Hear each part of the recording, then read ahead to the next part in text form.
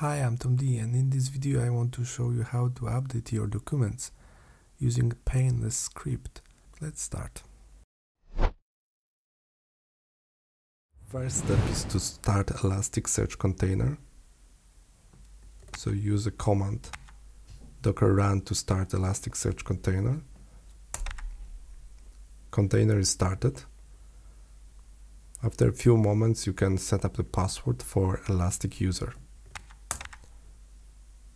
The password for Elastic user is successfully set up right now. Elasticsearch is up and running. To insert test data, start a new API call, type to post, type the index name fruits, and underscore bulk. Here type body, raw, JSON, and post your data. Here remember to add a new line character at the end, so the last line should be empty.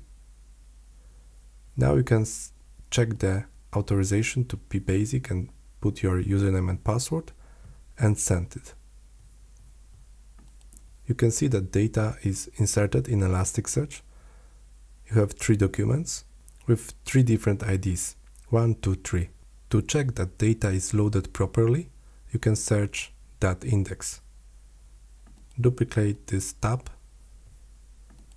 switch to get, change bulk to search, body to none, and send it. Now in the response, you can see there are 3 documents with their fields. In order to update particular document, for example this document with ID number 1, create a new tab, and here instead of search, update, specify that ID, and then as a parameter type source and equal to the field name. This is optional because the source contains 2 fields. I want to update only name underscore base 64, so therefore I want to retrieve only that field from the source. So I can limit the fields that will be retrieved for update. So here there's an underscore update, 1 as the ID of the document, and the 1 field I want to retrieve from source, which is name underscore base 64.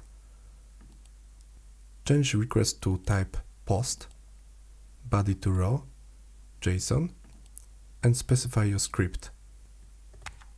Here I prepared the script before.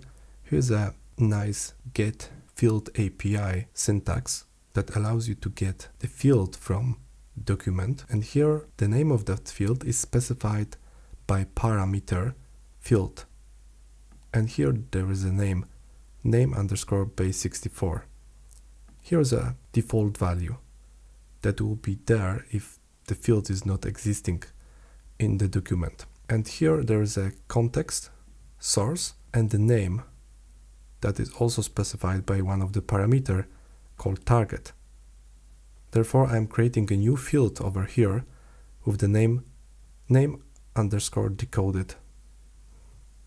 And I am assigning the value of decoded base 64 value of the name underscore base 64 to that field. Let's run this request. As a response, you can see that in the source only the name underscore base 64 got retrieved. So now run again the search to check if that document contained the new field with the decoded value. Send it, and you can see that the new field is there. Document is updated. To update multiple documents, of course, you can run this post request with update and ID of the document 1, 2, 3, 4, and more. But if you have thousands of documents, for example, you can do it by bulk API. In order to do that, duplicate tab. After fruits, type bulk, underscore bulk, and in a body you will specify list of documents that you want to update. There is simple syntax. First, you specify type of operation, which is update, ID of the document, and specify the index. Because index is used here, you can also delete that index name, because index is specified in the URL, and here as well index is fruits, so let's delete that. So you have update, ID of the document, and after update operation you specify the script. There's a source that contains this Painless script, exactly the same that was used in the example before, and parameters, known parameters that specify the name of the field that need to be decoded and the name of the field that will store decoded value. And as usual, last line should be empty. Let's run it. The documents were updated, and here's a summary. Now you can check that running again the search command. Search it, and you can see that there is a source that contains name, base 64, color, and new field name decoded. And now it contains this field for all three documents. So all three documents were updated in that fruits index. Remember to visit my blog, toughcoding.net, where you can find the latest articles about the same content that you can use in your project. Just copy and paste. Everything was tested, so it will work.